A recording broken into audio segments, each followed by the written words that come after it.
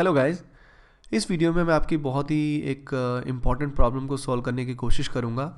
ये काफ़ी स्टूडेंट्स मुझसे पूछते रहते हैं कि sir while preparing for JEE और नीट जो भी आप प्रिपेयर कर रहे हैं उस समय इसकी प्रिपरेशन के साथ साथ बोर्ड एग्ज़ाम की प्रिपरेशन कैसे करें, कैसे टाइम को मैनेज करें, हम बोर्ड्स पे ही एक्सक्लूसिवली ध्यान दें या हम पूरा जेई पे ही ध्यान दें या दोनों को मिक्स करें, किस तरीके से हम टाइम को मैनेज करें। ये बहुत बड़ा डाउट है। तो आज मैं कोशिश करूँगा कि ये प्रॉब्लम आपकी सॉल्व हो जाती है। So let us start with few points जो आपको ध्यान रखना पड़ेगा। तो देखिए, बोर्ड एग्ज़ाम से कम 3 या 4 महीने पहले आपको प्रिपरेशन एटलीस्ट स्टार्ट करनी पड़ेगी। बहुत ज़्यादा अर्ली स्टार्ट करने की भी रिक्वायरमेंट नहीं होती, लेकिन बोर्ड से एटलीस्ट 3-4 मंथ्स पहले स्टार्ट करना आपको प्रिपरेशन चाहिए। जैसे कि जो एग्ज़ाम स्टार्ट होते हैं अपने बोर्ड के जनरली वो मार्च की स्टार्टिंग में स्टार्ट होते हैं, यानी आपको एटलीस्ट दिसंबर से इसकी प्रिपरेशन शुरू कर देनी चाहिए थी। और नाउ करंटली इट इज़ जनवरी, तो आपकी प्रिपरेशन ठीक ठाक लेवल पे पहुंच जानी चाहिए। तो एटलीस्ट 3-4 मंथ्स पहले आपको प्रिपरेशन शुरू कर देनी चाहिए। अब उसमें आपको बहुत ही अच्छे सोर्स से पढ़ाई करनी पड़ेगी। स्पेशली आपको ध्यान देना होगा ओल्ड पेपर्स पे। ओल्ड जो पेपर्स हैं उनके बेसिस पे आप हमेशा प्रिपरेशन करेंगे और उसी बेसिस पे आप कोई भी बुक पढ़ेंगे, कोई भी मटेरियल पढ़ेंगे, लगातार लिख लिख के देखेंगे। अब स्टूडेंट को डाउट आता है कि सर मैं क्या इन 3-4 महीने एक्सक्लूसिवली बोर्ड्स की प्रिपरेशन करूं?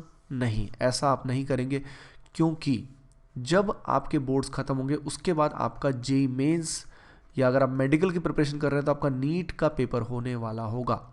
तो उसके सडन बाद इतना टाइम आपको नहीं मिलेगा कि आप एकदम से जेई की या नीट की रिवीजन कर सकें।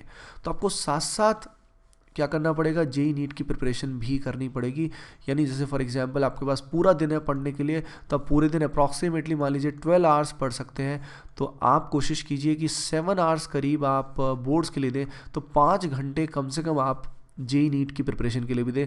उससे आपकी प्रिपरेशन इंटरेस्टिंग भी रहेगी, आपका कॉन्फिडेंस लेवल भी अच्छा रहेगा।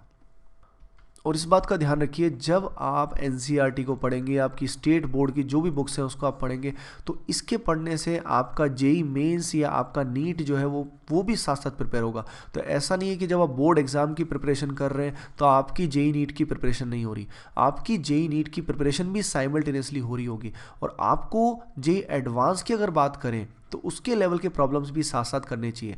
यानी आपका जो फ्लो है, आपका जो मोमेंटम है, वो आपको मेंटेन रखना होगा, तभी आप अच्छा कर पाएंगे। अगर आपने एक्सक्लूसिवली बोर्ड की प्रिपरेशन की तो हो सकता है बोर्ड्स में बहुत अच्छा करें, पर सडनली उसके बाद जब जेई आएगा तो आपकी वाट लग जाएगी। तो आप you have to mix the board preparation in a very quite honest and logical way with JEE preparation. उसके अलावा जैसे ही आपका सिलेबस खत्म हो जाता है, please give the mock papers as much as you can. And the main thing you need to remember that preparing for boards will help you in our JEE and NEET preparation as well.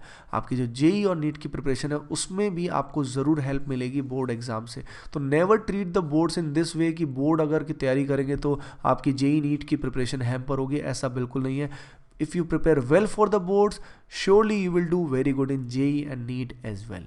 Okay guys, all the best from my side. Thank you.